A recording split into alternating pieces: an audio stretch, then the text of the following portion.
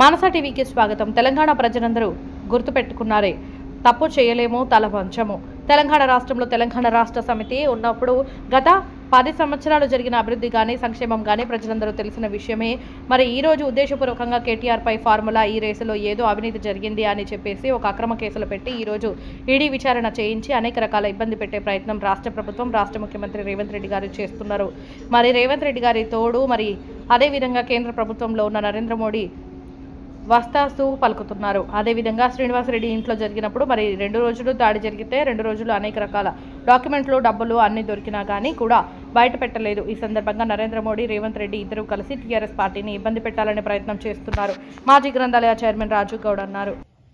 అందరికీ నమస్కారాలు. తెలంగాణ ప్రజలందరూ గుర్తుపెట్టుకున్నాలే, తప్పు చేయలేము, తల వంచము ఎవరికి. తెలంగాణ రాష్ట్రంలో తెలంగాణ రాష్ట్ర సమితి ఉన్నప్పుడు గత 10 సంవత్సరాలు జరిగిన అభివృద్ధి గాని సంక్షేమం గాని ప్రజలందరూ కూడా తెలిసిన విషయమే. మరి ఈరోజు ఉద్దేశపూర్వకంగా కేటీఆర్ పై ఫార్ములా ఈ రేస్లో ఏదో అవినీతి జరిగిందని చెప్పేసి ఒక అక్రమ కేసులు పెట్టి ఈరోజు ఈడీ విచారణకు పిలిపించి అనేక రకాల ఇబ్బంది పెట్టే ప్రయత్నం రాష్ట్ర ప్రభుత్వం, రాష్ట్ర ముఖ్యమంత్రి రేవంత్ రెడ్డి గారు చేస్తున్నారు. మరి రేవంత్ రెడ్డి గారి తోడు మరి అదే విధంగా కేంద్ర ప్రభుత్వంలో ఉన్న నరేంద్ర మోడీ గారు ఒత్తాసు పలుకుతున్న సంగతి కూడా మనకు క్లియర్ కట్ గా తెలిసిపోతుంది.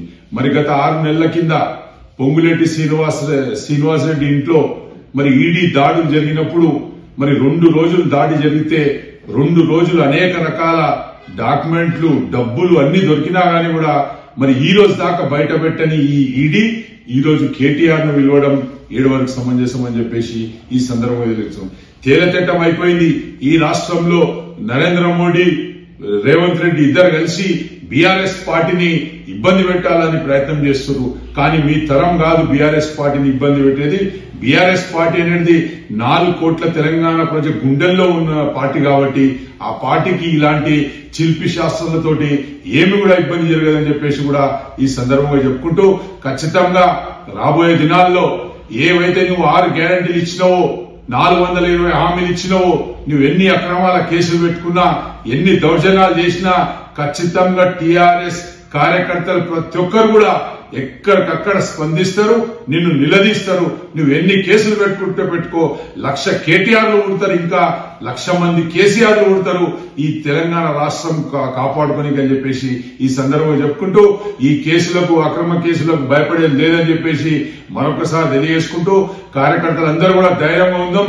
ఖచ్చితంగా రేవంత్ రెడ్డి చేసే ఒక దౌర్జన్యాన్ని తిప్పికొడదామని చెప్పేసి కూడా ఈ సందర్భంగా చెప్పుకుంటూ ముగిస్తున్నాను. జై తెలంగాణ.